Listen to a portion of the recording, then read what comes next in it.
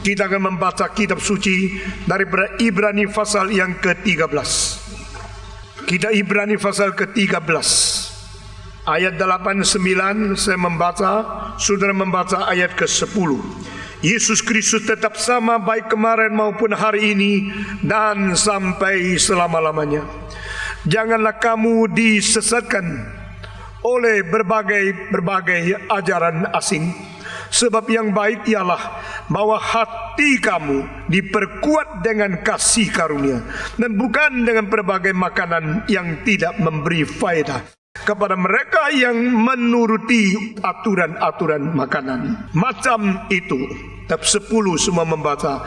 Kita mempunyai suatu mezbah, dan orang-orang yang melayani kemah tidak boleh makan dari apa yang di dalamnya. Kita mempunyai suatu mezbah, dan orang-orang yang melayani kemah tidak boleh makan dari apa yang di dalamnya. Mari kita berdoa sekali lagi. Bapa di dalam surga, kami serahkan jam selanjutnya ke dalam tangan Tuhan. Kami minta Tuhan sendiri memberikan pengertian, membuka hati kami masing-masing, mencelikkan mata rohani kami untuk melihat, menembusi semua perkataan-perkataan harfiah, sehingga kami boleh mengerti inti-inti firman. Kiranya roh-Mu yang telah mewahyukan para nabi dan para rasul memberikan inspirasi, penerangan ke dalam hati kami masing-masing, sehingga kami mengerti firman. Berkati hamba-Mu yang hina, dalam nama Yesus Kristus, penebus dan juru selamat kami yang hidup. Amin. Saya membaca kembali ayat ke-11. Karena tubuh binatang yang darahnya dibawa masuk ke tempat kudus oleh imam besar sebagai korban penghapus dosa, dibakar di luar perkemahan. Karena tubuh binatang-binatang yang darahnya dibawa untuk ke tempat kudus oleh imam besar sebagai korban penghapus dosa, dibakar di luar perkemahan. Saudara-saudara, kita telah berbicara karena Yesus Kristus tidak berubah kemarin, hari ini, sampai selama-lamanya. Maka kita sudah mempunyai dasar iman tidak boleh digoncangkan oleh berbagai ajaran-ajaran yang asing. Ayat-ayat ini mempunyai kaitan satu dengan lain yang sulit ditemukan kecuali engkau betul-betul memperhatikan mengapakah Roh Kudus memimpin penulis dari Ibrani menulis ayat-ayat yang seolah-olah sama sekali tidak berrelevan satu dengan lain. Demikian setelah dia mengatakan jangan kamu digoncangkan imanmu oleh berbagai ajaran-ajaran yang sesat, lalu mengatakan engkau perlu diteguhkan di atas anugerah Tuhan, tetapi tidak bersangkut paut dengan makanan. Karena barang siapa yang hanya mementingkan makanan tidak pernah mendapatkan faedah. Sesudah itu terus kita mempunyai satu mezbah, di atasnya ada seru persembahan di mana yang melayani tidak boleh makan. Nah, ini kalimat-kalimat semua seperti tidak relevan, apa artinya, fragmentaris semua, tidak ada hubungan satu dengan lain. Tetapi bukan, ini semua berhubungan dengan ketat luar biasa. Itu yang harus saya tidak mau comot ayat Alkitab untuk khotbah yang enak-enak. Saya tidak akan pilih ayat-ayat yang populer, yang semua sudah tahu, lalu bikin sesuatu semua senang. Tidak. Saya membawa Anda masuk ke dalam tulang sumsumnya seluruh struktur dari firman Tuhan. Karena di situ kita mengetahui mengapa Tuhan begitu mewahyu, mengapa Tuhan begitu mengajar, mengapa kalimat-kalimat ini terkait satu dengan lain. Saudara-saudara sekalian, engkau harus teguh. Imanmu jangan goncang. Jangan mau mengikut arus-arus. Jangan mau ditipu. Jangan mau dibawa pergi oleh berbagai ajaran-ajaran yang asing atau yang salah, yang aneh, yang heran, yang tidak cocok dengan firman Tuhan. Yesus Kristus kemarin, hari ini, dan sampai selama-lamanya tidak berubah. Itu sebab kita telah mempunyai fondasi Kristus. Mari kita mempunyai iman yang tidak berubah juga. Itu artinya. Tetapi banyak ajaran-ajaran yang ikut pasaran, banyak ajaran-ajaran yang ikut arus modern. Saudara-saudara, sekarang ada orang yang mengatakan doktrin reformasi bagus, tapi nyanyinya tidak bagus. Lebih suka nyanyi-nyanyi yang lebih menyegarkan dan sebagainya. Saudara jangan lupa, lagu-lagu yang menyenangkan tubuhmu dan emosimu mirip lagu-lagu night club itu tidak seharusnya dipakai untuk memuji Tuhan. Karena lagu dengan itu irama dan dengan emosi yang tidak cocok dengan kalimat-kalimat yang dari firman Tuhan yang suci, itu sudah menurunkan derajat, dan itu sudah membuat kita tidak lagi setia dan berkompromi. Saudara-saudara, yang disebut lagu-lagu yang mempunyai mutu yang tinggi itu menyesuaikan semua. Jikalau seorang umur 80 pakai pakaian bayi, tidak cocok. Jikalau seorang profesor pakai pakaian seorang penari, tidak cocok. Karena apa? Karena mempunyai sesuatu kesungguhan dan keserasian dan profesinya dengan hal-hal yang dilahiriah.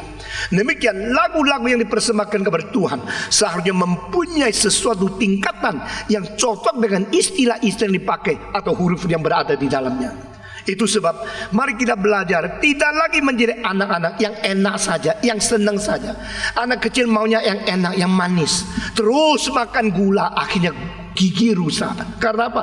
Enak yang diterima, bukan kesehatan yang dipelihara.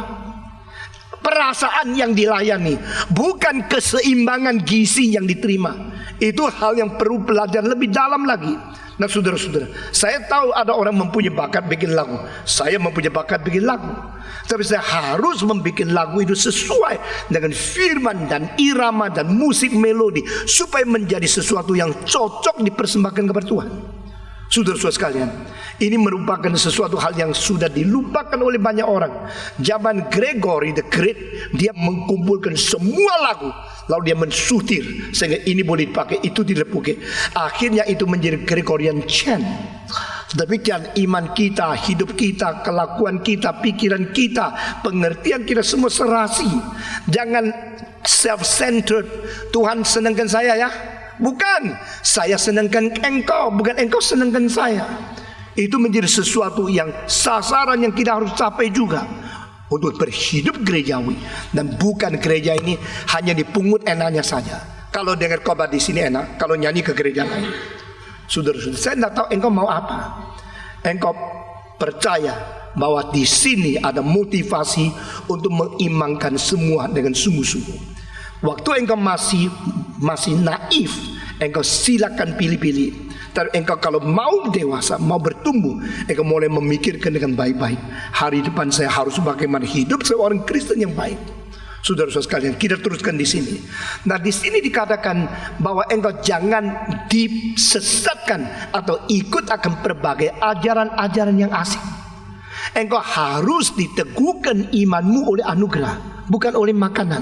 Dan dengan demikian kita melihat bahwa makanan-makanan yang terus dipentingkan oleh orang itu telah menjadikan orang itu lebih gampang disesatkan. Nah saudara-saudara, apakah hubungan makanan dengan kerohanian? Makanan dengan rohanian itu juga mempunyai sesuatu taksiran atau mempunyai sesuatu skala yang penting untuk seimbangkan. Manusia kalau makan salah akhirnya adalah keluar dari Taman Eden, betul nggak? Adam dan Hawa keluar dari Taman Eden karena makan salah. Lalu besok kita masuk ke surga, sebelum masuk makan yang benar, karena pesta dengan domba Allah. Selesai itu kita masuk ke kekekalan. Dan Alkitab sudah menyinggung cara makan dan sikap terhadap makan itu salah satu bagian daripada kerohanian. Begitu banyak orang mementingkan makan lebih dari mementingkan ibadah. Saudara-saudara, itu sebab kerohanian orang itu bisa ditahui tidak beres. Di dalam hal yang sangat sederhana, saya ambil contoh pernikahan jarang orang datang, sampai kalau di pesta semua hadir. Berarti dia mementingkan makan lebih dari mementingkan ibadah, betul enggak? Saya selama menjadi pendeta, kebaktian pernikahan saya sering tidak bisa hadir. Tetapi kalau saya bisa hadir, justru bukan ke pestanya, ke kebaktiannya.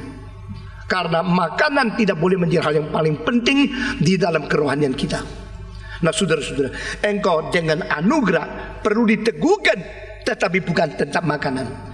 Dengan mata di atas kepala saya sendiri sudah lihat 2 orang pendeta akhirnya gagal karena suka makan. Orang yang pentingkan makan kerohanian akan digeser menjadi bukan utama. Dan engkau yang tahunya cuma bergaul di makanan dan mempentingkan makanan, engkau iman dan kerohanian akan menjadi tidak terlalu penting. Engkau lebih penting pesta, lebih penting restoran, lebih penting hal-hal makanan, lebih daripada ikut kebaktian. Rohanimu tidak beres. Salah satu dosa di antara 7 dosa yang tidak bisa diampuni di filsafat dan teologi medieval, scholasticism, adalah tamak, suka makan. Nah, ini lucu sekali. Dulu saya tidak ngerti kenapa antara 7 dosa yang tidak bisa diampuni itu salah satu dosa, yaitu membawa kematian, yaitu makan.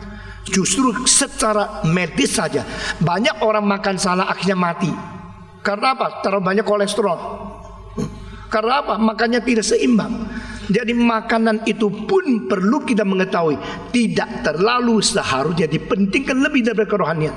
Lalu dengan kerohanian kita mengatur bagaimana makan, karena engkau diteguhkan imanmu oleh anugerah di dalam firman, bukan dengan makanan.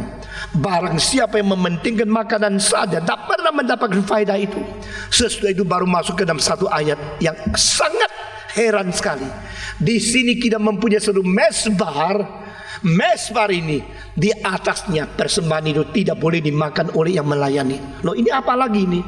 Ini apa hubungan dengan makanan, dengan persembahan, dengan Yesus Kristus dia berubah, dengan firman, dengan jangan disesatkan oleh ajaran yang salah. Di sini mengatakan mesbar. Yang disebut di mesbar di sini merupakan mesbar yang berlainan dengan mesbar yang lain. Kalau sudah memperhatikan di dalam kitab Perjanjian Lama, maka engkau melihat di dalam Taurat Musa ada 5 persembahan. 5 macam persembahan itu harus diadakan setiap hari. Jadi ada orang perlu menebus dosa, ada korban penebusan dosa, ada korban penebusan daripada kesalahan, ada korban perdamaian, persahabatan dan sebagainya. Semua itu diatur dan dipersembahkan kepada Tuhan. Dan saudara-saudara, persembahan-persembahan itu akhirnya kemana? Setelah dibakar, dipersembahkan, dimakan oleh yang melayani.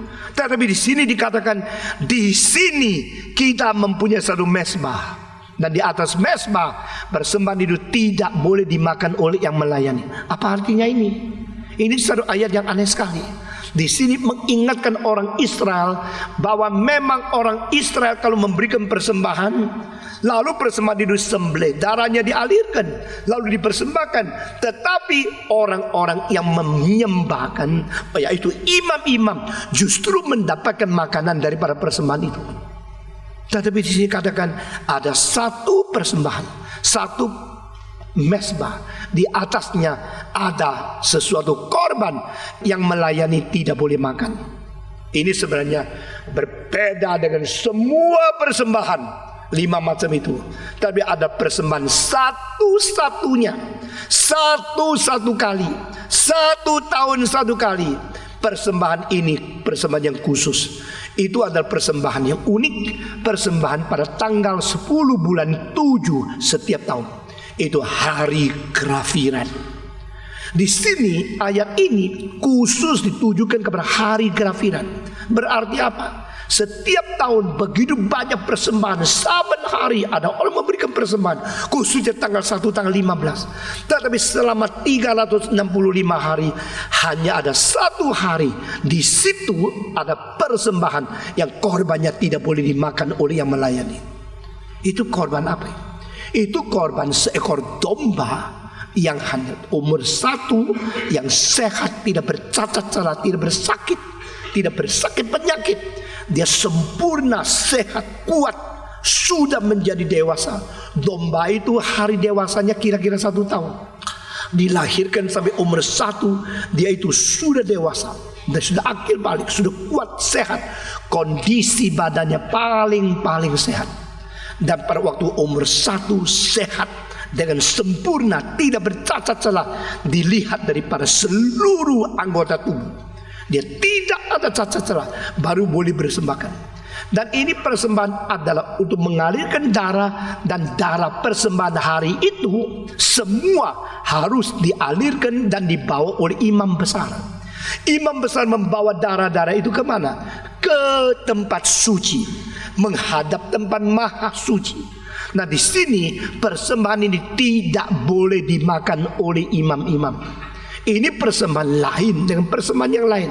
Maka ayat ini ditujukan kepada penebusan.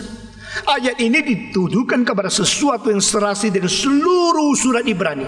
Saya pernah berkata kepada saudara, surat Ibrani merupakan satu tali merah yang menelusuri, mempersatukan perjanjian lama dan perjanjian baru. Melalui surat Ibrani kita mengetahui apa maknanya perjanjian lama. Dan perjanjian lama apa maknanya mempersiapkan perjanjian baru. Dari perjanjian baru kita menoleh kembali, kita melihat apa yang dijanjikan di perjanjian lama akan digenapkan di perjanjian baru. So the Old Testament conceived the New Testament, and New Testament fulfilled the Old Testament. Ini ada kaitan antara perjanjian lama dan perjanjian baru. Perjanjian baru dikandung di dalam perjanjian lama melalui lambang, melalui nubuat, melalui sesuatu makna. Di situ menuju kepada sesuatu yang dijanjikan. Perjanjian baru dikandung di dalam perjanjian lama, tetapi perjanjian lama digenapi di dalam perjanjian baru. Maka perjanjian lama menjadi persiapan perjanjian baru. Perjanjian lama menjadi bayang-bayang bagi realita yang akan datang. Perjanjian lama menjadi seru perjanjian yang memberikan iman dasar, berharap kepada yang akan datang. Dan perjanjian baru menjadi seru pengenapan, penyempurnaan bagi apa yang pernah diterima di perjanjian lama. Ini hubungannya. Saudara-saudara, di sini kita mempunyai satu mesbah. Kita ini siapa? Mempunyai mesbah ini apa? Mari kita disebut kita, berarti kita orang Yahudi, orang Israel, orang Ibrani, dan orang Kristen. Jadi berarti orang yang sudah pernah mengetahui perjanjian lama dan sekarang menerima Yesus sebagai juru selamat. Mereka yang telah mempelajari agama di dalam perjanjian lama dan sekarang sudah mendengar Injil. Inilah kita. Kita mengetahui di sini itu mana. Nanti saya akan menjelaskan lebih tuntas lagi. Ini semua ayat yang memerlukan pikiran yang begitu tuntas. Sayangnya pada waktu saya membaca banyak itu komentari daripada Ibrani tidak terlalu jelas. Saudara-saudara, di sini saya minta saudara perhatikan hari Kerafirat, satu-satunya hari yang berlainan dengan semua hari.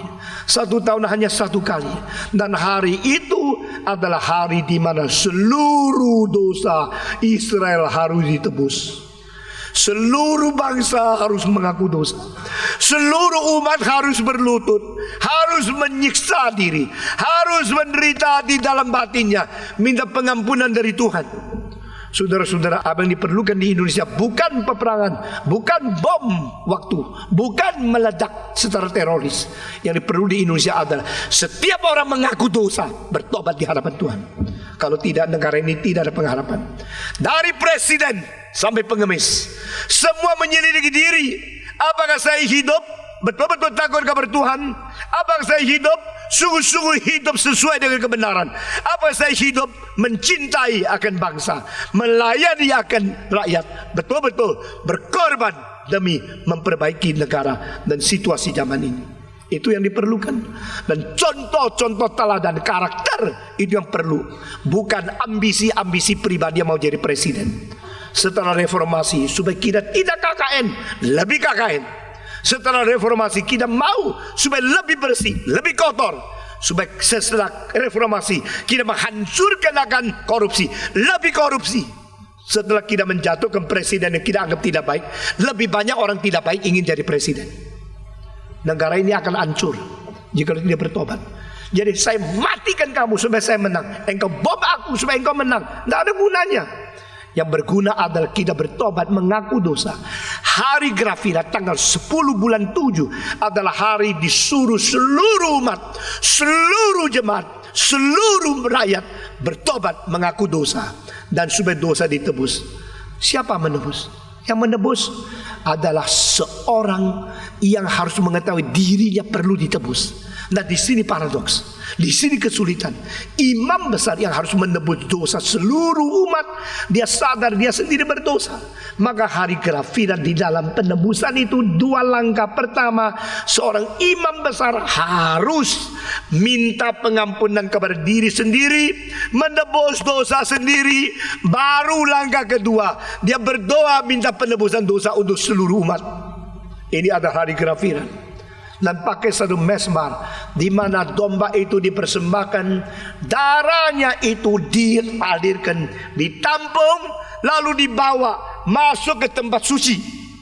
Dan domba itu harus dibawa keluar, bukan dibakar habis di atas mesbah, tetapi di luar kota dihanguskan, dibakar di luar. Nah, ini satu upacara yang berlainan dengan pembakaran di mesbah, dan satu korban dari perkorban yang lain berbeda.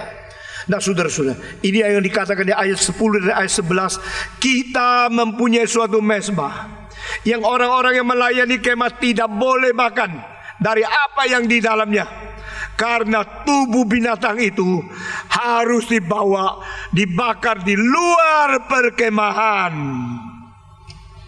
Lain sekali. Tetapi darahnya dibawa masuk ke tempat kudus oleh imam besar. Saudara-saudara, apa yang dimaksud di sini? Apa yang dimaksud mesbah yang unik ini? Ini adalah mesbah yang berlainan dengan mesbah dari biasa, mesbah penebusan. Dan penebusan yang sesungguhnya bukan di kemah, penebusan yang sesungguhnya bukan di Taurat, penebusan yang sesungguhnya bukan di dalam perjanjian lama. Karena pasal 9 ayat 4 dikatakan, darah lembu dan darah domba tidak mungkin menghapus dosa. Itu sebabnya darah Yesus Kristus satu-satunya domba yang tidak bercacat salah. Saudara-saudara, satu-satunya domba yang sempurna dan disembelih dan dialirkan darah dan dibuang keluar dari luar kota, dibakar di luar. Itu satu-satunya yang tepat sesuai dengan apa yang dituntut di ayat ini. Hanya satu, Yesus Kristus. Saya berkali-kali berkata, penulis Ibrani kalau dikasih 100 gelar doktor tidak cukup. Dia punya pengertian, mempunyai cara penelusuri, dan mempunyai satu kaitan relevansi yang strukturnya luar biasa ketatnya. Ini orang terlalu hebat, tapi akhirnya Tuhan pakai dia untuk memberikan penjelasan lebih dari buku-buku semua oleh Paulus, lebih daripada semua penguraian oleh Yohanes, lebih daripada semua tulisan oleh Yakobus, oleh Petrus, dan siapapun, untuk mengkaitkan relativisasi antara seluruh perjanjian lama dengan perjanjian baru. Penulis Ibrani, di sini kita mempunyai satu mesbah di atas yang dikorbankan, tidak boleh dimakan oleh imam besar yang melayani. Apa artinya? Itulah Yesus Kristus, satu-satunya juru selamat. Yesus Kristus satu-satunya penebus. Imam besar yang pertama minta pengampunan dosa dari Tuhan. Sesudah menebus dosa sendiri, dia menjadi orang yang sudah dibersihkan, baru berhak berdiri di tengah-tengah Allah yang tidak berdosa dan umat Israel yang berdosa untuk menebus dosa, minta doa pengampunan kepada Tuhan bagi seluruh orang Israel. Karena dia tahu dia orang berdosa.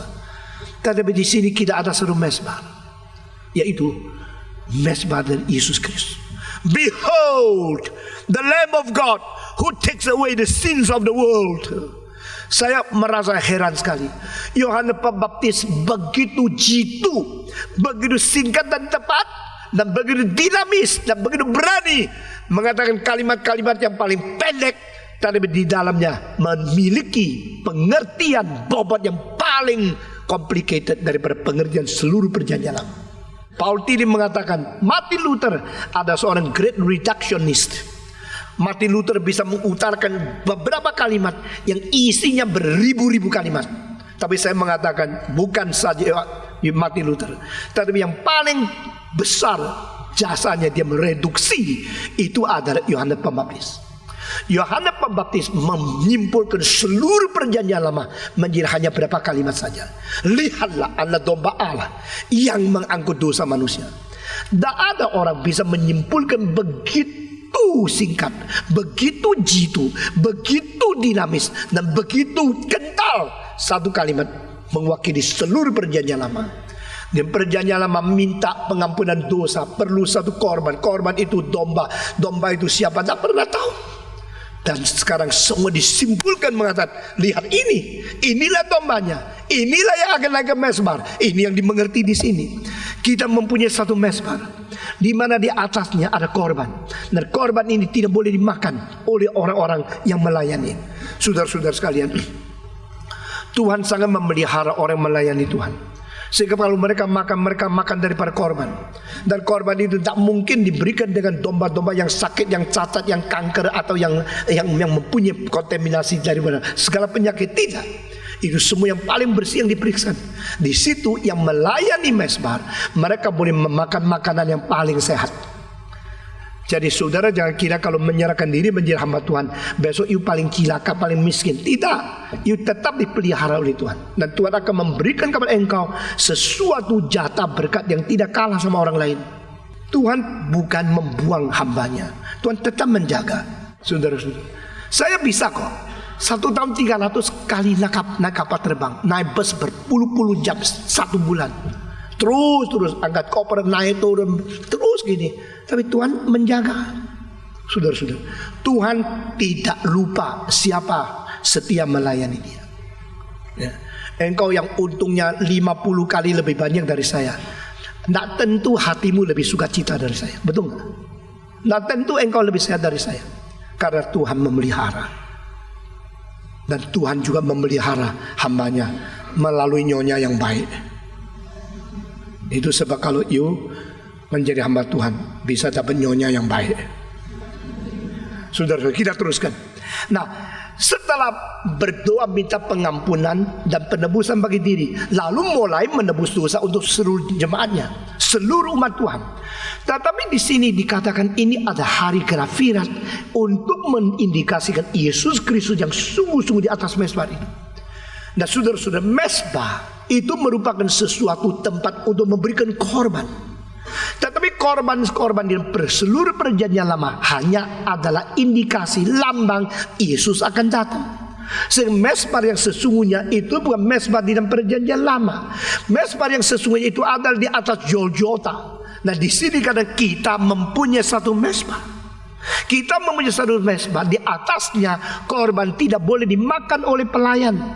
Jadi berarti apa? Berarti ini adalah korban yang khusus untuk penebusan dosa, bukan untuk siapa-siapa.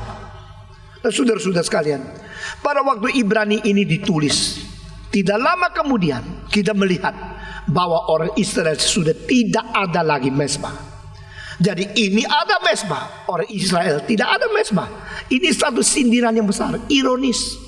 Jadi tidak lama lagi di dunia orang Israel, no more altar, tidak ada mezbah lagi. Kecuali ayat ini, kita mempunyai satu mezbah. Mengapa tidak ada mezbah? Saudara-saudara, karena pada waktu tahun 70 cilakalah orang-orang Israel mengalami satu hal yang mempermalukan bangsa mereka yang paling besar. Bait Allah yang paling besar dibakar habis. Itu tahun 70. Sebelum hal ini terjadi, kira-kira 40 tahun yang lalu, Yesus sudah mengatakan. Yesus mengatakan satu kalimat, jangan lihat begitu mewah, begitu bagus bait Allah ini. Dengan sesungguh-sungguhnya aku berkata kepadamu, bait Allah yang mulia yang bagus ini akan dibakar, dan tidak ada satu batu tidak diangkat turun, dirobohkan, tetap berada di batu yang lain. Ini kalimat omong kosong bukan? Mana ada robohnya satu rumah, tidak ada batu tumpuk di atas batu? Pasti tumpuk. Bagaimana roboh? Pasti batu tumpuk batu. Tidak mungkin tidak ada satu batu tidak tumpuk di atas batu. Jadi kalimat Yesus dianggap remeh. Oh, dia ngomong ngoceh, biarin aja.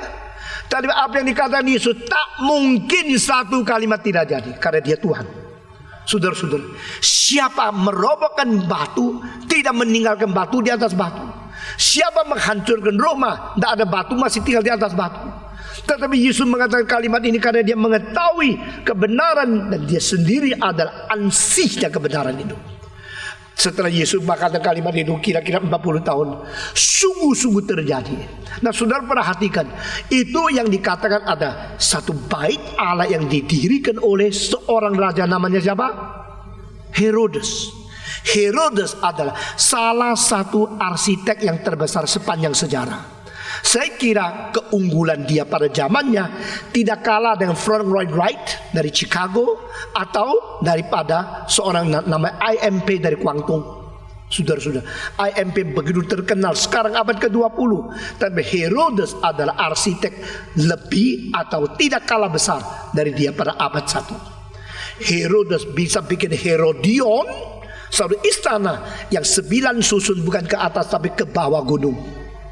Herodes bisa bikin 3 susun tempat villa yang begitu sulit dibangun di Masada. Herodes bisa membuat 3 menara di gerbang dekat Yerusalem. Di situ antara kamar dan di bawah tanah ada jalannya, sehingga kalau dia di sini tidur, diserang di sini, dia lari ke sana, tidak karena bunuh, tidak bisa dianasi-nasi, dia luput. Herodes bikin Herodion yang 9 susun ke bawah itu. Waktu musim panas dia di bawah dingin sekali. Waktu musim dingin dia hangat sekali. Dia mengerti AC sebelum adanya AC. Herodes membuat itu pantai daripada itu kota Kaisaria. Dengan demikian itu kapal yang paling besar yang sulit masuk ke dalam pelabuhan itu bisa hinggap di tengah-tengah jalan dan mempunyai keadaan yang cukup, sehingga dia punya cara arsitektur luar biasa. Herodes mendirikan salah satu yang terbesar di seluruh dunia sejarah, Bait Allah. Tapi yang paling besar, yang paling hebat, justru sekarang satu pun tidak ditinggalkan kecuali lantai dasar saja. Bukan lantai bangunan, tapi cuma satu pelat dasar daripada itu ubin aja. Saudara-saudara, sekarang kalau engkau ke Yerusalem, engkau menemukan yang disebut Temple Mount. Temple Mount itu disebut gunung untuk Bait Allah. Dan Temple Mount itu pelatnya begitu rata, seluruh besarnya 4 kali besarnya football stadium sekarang. 4 kali football stadium sekarang semua dibikin dengan batu-batu yang begitu rapi, sehingga antara batu dan batu, lubang batu itu tidak bisa diselipkan satu pisau yang paling tipis, karena begitu kokoh dan begitu erat. Dan pada waktu dia membuat Bait Allah, dia berani memakai batu yang beratnya 2 kali batu yang dipakai untuk itu piramid, yaitu satu batu 5.000 kilo. Satu batu 5.000 kilo, satu batu 5.000 kilo, dengan berdiri ke Bait Allah yang begitu megah, dan atasnya itu dilapis dengan emas jauh lebih banyak dari Monas. Sehingga orang itu kalau sudah berdagang mengikuti perjalanan menuju Yerusalem dari 25 km di luar kota Yerusalem, sudah melihat cahaya refleksi matahari dari atap emasnya Bait Allah. Dia memakai kira-kira 60 tahun baru selesai membangun. Saudara-saudara, kalau engkau melihat di tahun 29, Amerika membangun 2 hal yang besar. Satu namanya Empire State Building, tahun 31 selesai jadi.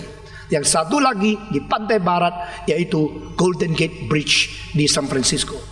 Waktu itu orang Amerika ada resesi, lagi ekonominya mati-matian susahnya, untuk bangun semangat American people should be confident, tak usah takut. Maka mereka membangun 2, yang di kanan 1, yang di kiri 1. Timur yaitu Empire State Building 102 susun, 1247 feet. Yang satu lagi adalah itu Golden Gate Bridge, menjadi pintu gerbang masuk Amerika di barat, yang panjangnya lebih daripada 4.000 feet. Antara itu apa itu? Menara-menara Dispensation Bridge. Saudara-saudara, nah ini semua bangunan yang besar, tetapi Empire State cuma perlu 2 tahun. Sedangkan Herodes membangun Bait Allah lebih 60 tahun. Luar biasa megahnya. Satu-satunya hal yang lemah dan kekurangan, yaitu Bait Allah ada mesbah tapi tidak ada tabut. Karena apa? Tabut sudah dibawa. The lost tabernacle, the lost ark. Sehingga zaman Yesus Kristus, Bait Allah penuh dengan orang menyembah Tuhan, tetapi peti perjanjian sudah tidak ada. Peti perjanjian yang begitu penting, menjadi inti, menjadi jantung daripada seluruh Bait Allah, itu kosong. Di dalam tempat maha suci kosong pelong, tidak ada sesuatu. Peti perjanjian ini sudah tidak ada, seolah-olah tidak ada janji Tuhan dengan dia. Memang karena Allah tidak pernah janji untuk menyertai Herodes. Herodes seorang kafir. Herodes seorang pura-pura. Herodes seorang yang politikus, memakai jubah agama, penipu umat pilihan dari Tuhan. Herodes bisa membuat sesuatu kemah yang begitu besar, bait Allah, tempat perjanjian yang seharusnya ditutup dengan itu tirai itu di tengah-tengah suci dan tempat suci. Tirainya perlu 300 orang baru bisa dinaikkan. Di mana ada istana yang kordennya dipasang perlu 300 orang? Tak ada. Di dalam sejarah tidak ada. Itu Herodes. Dia arsitek yang besar. Tetapi bait Allah yang dia dirikan itu adalah bait Allah yang tidak ada tabut, tapi ada mesbah. Ayat ini mengatakan di sini kita mempunyai satu mesbah, bukan mesbah itu. Karena apa? Karena mesbah itu dipakai tidak lebih daripada 30 tahun. Saudara-saudara, bait Allah itu didirikan sampai 60 lebih tahun baru selesai. Tidak dipakai lebih dari 30 tahun. Dihancurkan oleh siapa? Oleh seorang jenderal Titus, akhirnya menjadi kaisar, kekaisaran Romawi. Jenderal Titus tahun 70 Anno Domini setelah Masehi datang ke Yerusalem. Saudara mengetahui ya, saya menceritakan sedikit sejarah latar belakang dari perjanjian lama dan perjanjian baru. Satu-satunya kota yang memerlukan lebih banyak daripada kadang-kadang 80.000 tentara Romawi di seluruh kerajaan Romawi hanya Yerusalem. Tidak pernah ada kota lain memerlukan tentara untuk menjaga keamanan kota sebanyak itu. Satu-satunya kota. Karena apa? Di seluruh wilayah kerajaan Romawi dianggap sifat paling keras dari satu bangsa yang dijajah oleh Romawi, bangsa Ibrani. Orang yang paling ketat, yang tidak mau kompromi, orang Yahudi. Kota yang paling membangkang, kota Yahudi. Karena di seluruh wilayah, seluruh Romawi, semua diperintahkan panggil kaisar sebagai Tuhan. My Kyrios, Tuhanku. My Lord, Tuhanku. Tuhan itu adalah kaisar. Kaisar memiliki segala sesuatu. Hartamu, tubuhmu, jiwamu, hari depanmu, anakmu, istrimu, semua milik kaisar. Bahkan kaisar-kaisar yang biadab mempunyai hak menyetubui istrimu sebelum melangsungkan pernikahan engkau dengan istri. Dia pakai dulu. Dia mempunyai hak begitu besar sehingga dia Tuhan. Dan orang semua rakyat daripada Romawi harus memanggil kaisar sebagai Tuhan. Sampai mereka menemukan satu bangsa yang tidak mau berkompromi. Siapa itu? Ibrani. Orang Ibrani mengatakan, no, there's only one Lord, God, Jehovah. Selain Jehovah tidak ada Tuhan. Selain Allah di surga tidak ada Tuhan. Mereka tidak mau. Lalu mereka mendiskusikan di dalam parlemen, di dalam kongres, atau di dalam pemerintahan pusat di Romawi, yaitu bagaimana menghadapi bangsa yang begitu bangkang. Matiin saja. Tidak bisa tuh. Mereka mati pun tidak mau menyerah. Akhirnya mereka mikir-mikir, ya sudah, caranya satu negara dua sistem.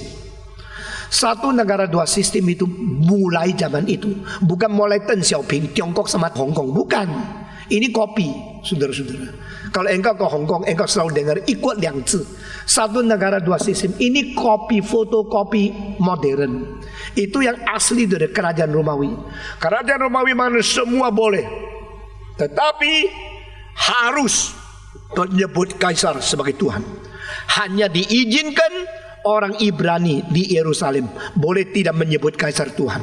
Kaisar itu kaisar, Tuhan itu Yehova. Oh ya sudah, biarin lah, daripada ribut sudah. Satu negara dua sistem. Ini permulaan dalam sejarah. Nah saudara-saudara, tetapi dijaganya sampai kalau perlu 80.000 tentara-tentara Romawi yang mengepung menjaga kota Yerusalem. Supaya apa? Supaya mereka itu boleh sungguh-sungguh taat dan tidak berani berontak. Nah, Israel tidak berontak di depan, tapi berontak di dalam hati. Sehingga ada sekelompok orang dari keturunan Judas Makabius, dengar ya, ini istilah menjadi satu tema yang dibikin menjadi satu oratorio oleh George Frederick Handel setelah 2,5 tahun dia menulis Mesias. Judas Makabius. Nah, peperangan-peperangan sengit terjadi antara Romawi dan Israel. Akhirnya mereka terus dijaga, tapi ada sebagian yang tidak mau diperintah oleh Romawi. Mereka mendirikan suatu partai radikal untuk melawan Romawi. Dan di antara murid Yesus Kristus pernah ada satu yang anggota partai yang melawan Romawi secara ketat. Akhirnya bertobat menjadi orang Kristen yang menjadi murid Yesus Kristus. Lalu orang-orang yang paling ketat melawan Romawi itu, setelah terjadinya Yerusalem dibakar, dihancurkan, mereka marah luar biasa. Dan mereka terus membangkang dan naik ke Masada. Masada adalah satu dataran yang cukup besar di atas gunung yang tinggi sekali.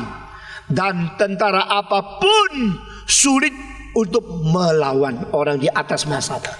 Itu sebab orang Romawi bertahun-tahun kepung Masada gagal, kepung gagal, jadi malu. Romawi kerajaan begitu besar kok kalah sama 1000 lebih tentara orang Israel yang berada di Masada. Maka mereka siang malam mikir bagaimana menemukan senjata dan cara perang yang paling modern untuk hancurkan Masada. Harus takluk. Karena kerajaan Romawi terlalu berwibawa. Ini Bani Israel yang begitu sedikit, begitu minoritas orang yang bagaimana bisa melawan Romawi. Saudara-saudara, maka tahun 70 Yerusalem jatuh. Tahun 73 Masada jatuh. Nah, saya akan memberikan penjelasan lebih lagi. Waktu Yerusalem jatuh, Jenderal Titus diutus berperang di Tanah Suci. Dan Jenderal Titus membawa peperangan itu memuncak sampai tentaranya masuk ke kota Yerusalem, masuk melalui pintu yang indah itu, masuk ke dalam Temple Mount, masuk ke Bait Allah. Oh, di situ kita melihat, gila kalau orang Israel menganggap ini tempat yang maha suci, ini tempat orang kafir tak boleh masuk. Saudara-saudara, mereka tidak mengizinkan orang-orang bukan Israel masuk ke dalam Bait Allah. Jenderal Titus bilang tidak peduli, masuk saja. Tentara itu masuk, lalu tentara itu membakar Bait Allah. Loh, Bait Allah dibikin oleh batu yang setiap batunya 5.000, bagaimana dibakar? Tidak peduli, bakar. Dengan kayu banyak disiram dengan air bakar. Bakar seluruh Bait Allah dibakar. Orang Israel nangis. Orang Israel tahu negara mereka hancur. Kalau Bait Allah pun sudah dibakar, berarti tidak ada benteng terakhir untuk menjaga. Saudara-saudara, Herodes yang diangkat menjadi raja boneka, Herodes yang adalah antek-antek daripada imperialisme, dia sudah mati. Herodes yang agung.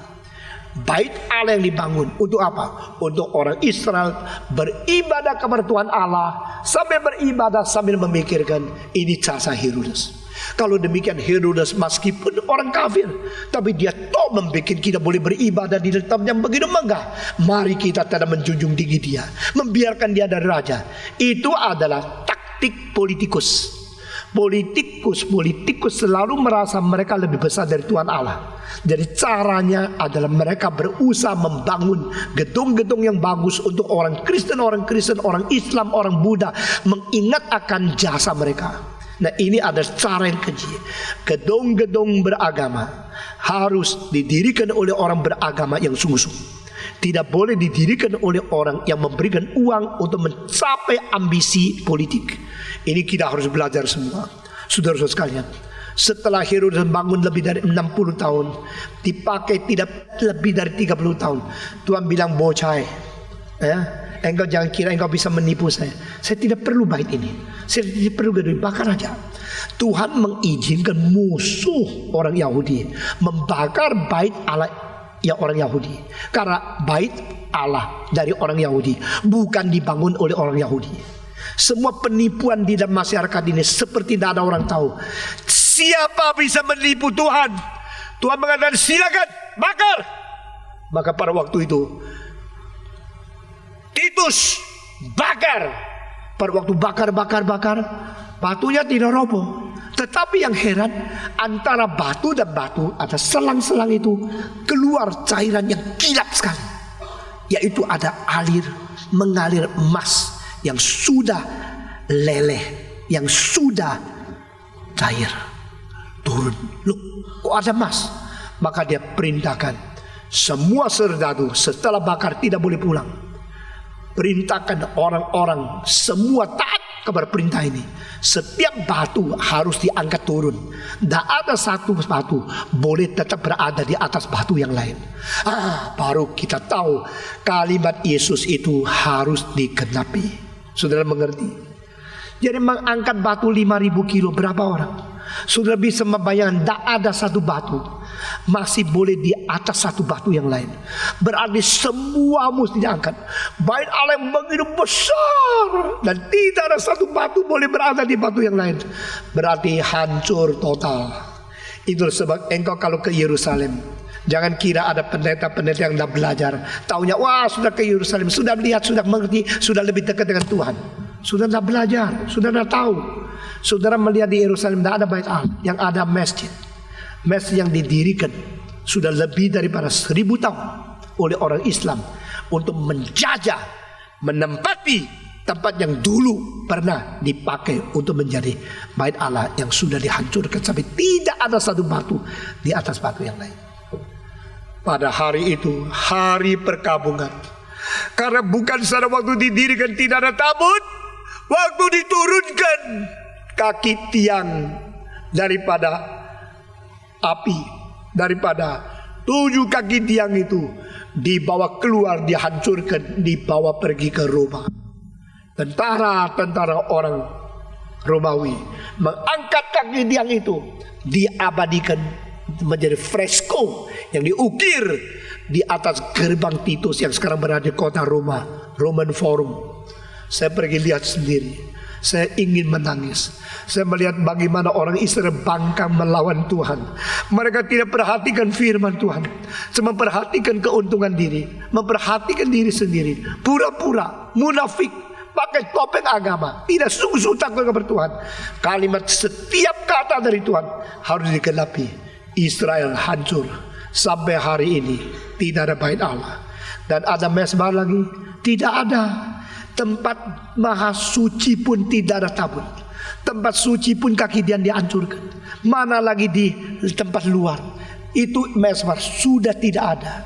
Bukan saja demikian, 3 tahun kemudian orang Romawi menemukan alat-alat yang tinggi sekali dengan sesuatu kekuatan bisa melemparkan batu dan melemparkan panah-panah api ke Masada, hancurkan semua orang yang berada di Masada. Setelah mereka sudah membuat itu tanggul, bikin pasir-pasir yang tinggi sehingga kereta itu boleh berjalan langsung ke Masada, seluruh Masada dihancurkan. Orang Romawi mengatakan kalau Masada hancur berarti seluruh Israel sudah binasa, karena tidak ada tentara mereka satu lagi bisa melawan. Pada waktu mereka pergi, mereka mengharapkan semua tentara Israel semua akan berlutut, minta ampun dan menyerah untuk tidak lagi berperang. Pada waktu mereka sampai di situ mau merayakan kemenangannya, baru mereka tahu satu tentara yang hidup pun tidak ada. Di mana Israel? Di mana tentara Israel? Semua sudah bunuh diri. Lebih 1000 orang Israel bunuh diri sebelum tentara Romawi tiba di Masada. Waktu mereka melihat perut sudah dibongkar, sudah ditusuk, semua sudah mati, darah ceceran di situ. Romawi baru tahu mereka tidak sungguh-sungguh menang. Mereka tidak mentaklukkan musuh, karena musuh mentaklukkan diri sebelum menyerah. Jadi kemenangan kosong yang dialami oleh orang Romawi. Nah saudara-saudara, sampai hari ini semangat Israel hanya satu, atau mati atau perang, tidak menyerah. Tahun 48 Israel kembali mendirikan negara Israel setelah dihancurkan dari tahun 73 sampai 1948 tidak ada negara Israel. Seperti tahun 1860 oleh Theodor Herzl, Zionisme yang hari ini dibenci oleh semua dunia Islam, dunia Arab. Zionisme itu lawan daripada Islam yang paling besar. Sehingga Hamas dan semua orang yang bom diri, bom untuk membunuh diri, justru melawan semangat Zionisme. Saudara-saudara sekalian, tahun 73 setelah tentara Israel bunuh diri semua, sampai hari ini semangat Israel adalah fight, no surrender. Maka mulai 48 ada satu upacara yang dilakukan sampai hari ini. Pemuda tentara Israel waktu dilantik menjadi tentara Israel, pelantikannya itu tidak di Yerusalem. Pelantikannya itu dipakai helikopter. Semua tentara muda yang sumpah menjadi tentara Israel dipakai helikopter, dihantar ke Masada. Di atas pegunungan itu mereka semua harus sumpah dengan satu kalimat, never Masada again. Tidak akan terjadi Masada lagi. Sehingga pada waktu Perdana Menteri Mesir namanya Nasir mengatakan pada tahun 60-an, mari kita usir seluruh Israel ke dunia lautan tengah supaya negara ini dihapuskan. Begitu perang, mereka kalah. Perang lagi, kalah lagi. Perang lagi, kalah lagi.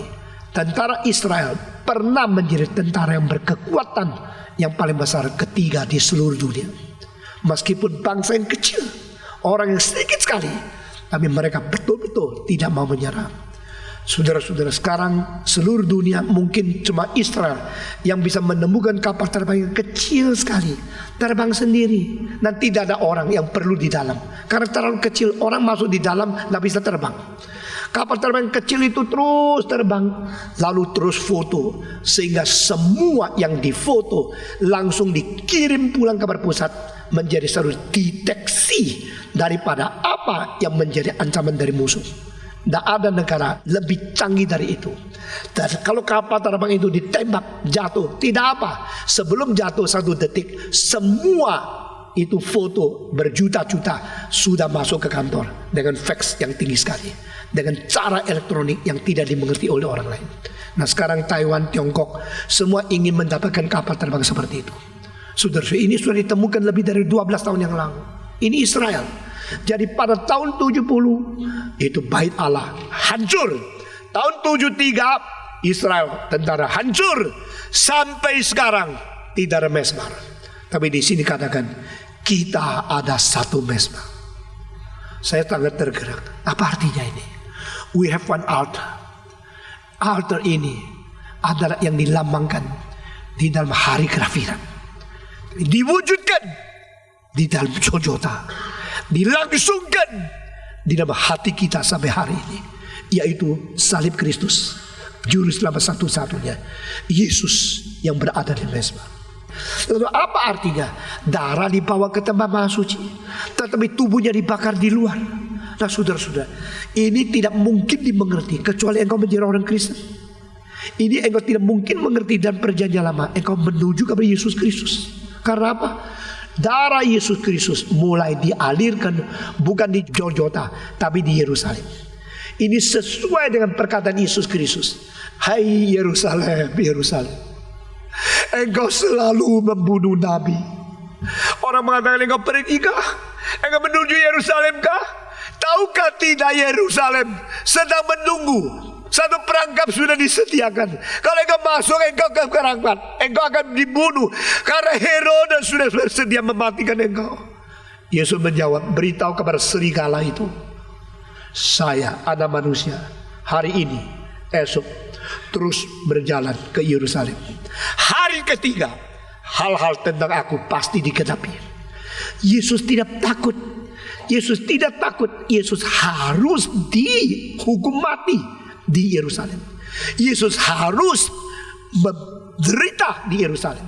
Meskipun dia tahu keturunan Herodes yang agung yang akan menjatuhkan hukuman kepada dia, tapi dia mengatakan, this is the day which God had made it. Let's rejoice in it. Hari ini harinya Tuhan. Mari kita bersuka cita di dalamnya. Hari itu hari tunggal, satu-satunya hari, yaitu hari Kristus harus menderita sengsara, harus dibunuh. Saudara-saudara, lalu saya tanya, Yesus kapan mulai berdarah? Yesus berdarah bukan di atas kayu salib.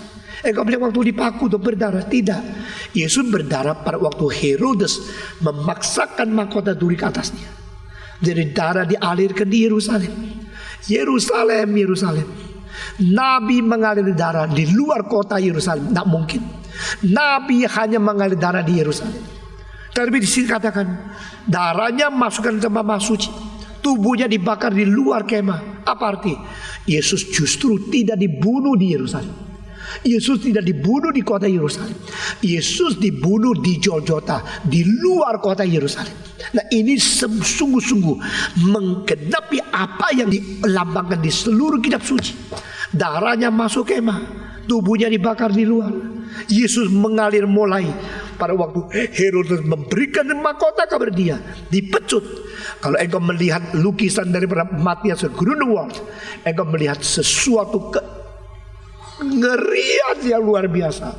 Seluruh tubuh cacat karena pecut yang memakai sesuatu duri yang dibikin dari metal. Di pucuknya pecut-pecut itu terus naik turun sehingga dagingnya semua dipecahkan. Seluruh tubuh itu mengalir darah. Di mana? Di Yerusalem. Di mana? Tempat suci. Pasal ke-12 kita sudah membahas, kita bukan datang ke Yerusalem dulunya. Kita datang ke Yerusalem di surga, di mana malaikat berada, di mana darah yang kekal sudah berada. Itulah darah Yesus Kristus, darah perjanjian yang kekal. Dan sesudah itu dikatakan tubuhnya dibakar di luar. Yesus dibunuh di mana? Bukan di dalam kota, tapi di luar. Matius tidak tulis, Markus tidak tulis, Yohanes yang tulis. Mereka membawa dia sampai di luar kota, di satu tempat dekat gerbang pintu kota yang namanya tempat Golgota, yaitu tempat tengkorak. Di situ mereka memaku dia. Tubuhnya dibakar. Yesus dibakar, tidak kan? Yesus dipaku, tidak dibakar kan? Apa artinya tubuhnya dibakar di luar? Betul, di luar sudah dikenapi. Tetapi maksudnya apa dibakar? Itu bakar berarti dia mengganti kita menerima api neraka. Saudara-saudara, hanya teologi reform yang memberikan penjelasan seperti ini. Yesus masuk neraka, artinya Yesus menerima hukuman api bagi orang binasa seperti neraka di atas kayu salib. On the cross, he suffered the punishment of the fire of the hell. Saudara-saudara, Yesus menerima api neraka dengan sengsara penderitaan yang paling kejam di atas kayu salib, mengganti engkau dan saya. Di mana? Di luar kota Yerusalem. Itu namanya di luar kemah dia dibunuh. Kita mempunyai satu mezbah. Kita ini sudah mengerti, kait terus menjadi relevansinya orang Kristen setiap zaman. Di mana ke mezbah orang Israel tidak ada lagi. Di mana ke bait Allah sudah roboh. Di mana ke mezbah dari Yerusalem sudah tidak ada sejak tahun 70 Masehi. Tapi kita mempunyai satu mezbah. Kita mempunyai satu juru selamat. Kita mempunyai satu penebus, Yesus Kristus, yang darahnya masuk ke tempat suci di surga. Tubuhnya dibawa keluar dibakar di luar Yerusalem, menerima sengsara neraka, api neraka sebagai hukuman mengganti engkau dan saya. Mari kita tetapkan iman kita kembali kepada Yesus Kristus. Mari kita teguhkan iman kita kepada mezbah ini, sehingga kita tidak disesatkan oleh ajaran-ajaran yang asing. Mari kita berdiri membaca semua ayat ini dari 8 terus sampai ke 11. Membaca berapa minggu ini ayat-ayat yang sangat sulit yang kita harus jelaskan. Tapi ini menjelang akhirnya seluruh buku Ibrani, biar kita diteguhkan kembali. Dari ayat 8 sampai 11 semua membaca 1, 2, 3. Yesus Kristus tetap sama, baik kemarin maupun hari ini dan sampai selama-lamanya. Janganlah kamu disesatkan oleh berbagai-bagai ajaran asing. Sebab yang baik ialah bahwa hati kamu diperkuat dengan kasih karunia, dan bukan dengan berbagai makanan yang tidak memberi faedah kepada mereka yang menuruti aturan-aturan makanan macam itu. Kita mempunyai suatu mezbah, dan orang-orang yang melayani kemah tidak boleh makan dari apa yang di dalamnya, karena tubuh binatang-binatang yang darahnya bawa masuk ke tempat kudus oleh imam besar sebagai korban penghapus dosa dibakar di luar perkemahan. Mari kita berdoa, minta Tuhan kuatkan iman kita, pelihara kita di dalam pengertian yang sejati tentang Alkitab. Mari kita berdoa bersama-sama. Semua buka suara, semua berdoa. Bapa di dalam surga, kami berterima kasih untuk iman yang Tuhan berikan kepada kami. Kami berterima kasih untuk pengertian, untuk mendukung iman yang sudah Tuhan tanam. Kami berdoa kiranya firman di dalam Alkitab, baik perjanjian lama dan perjanjian baru, boleh menjadi sesuatu kalam yang hidup di dalam pikiran dan di dalam hidup kami masing-masing.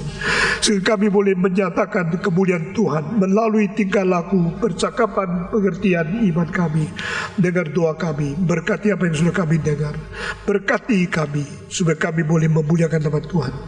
Dalam nama Yesus Kristus, penebus dan juru selamat kami yang hidup, kami sudah berdoa. Amin.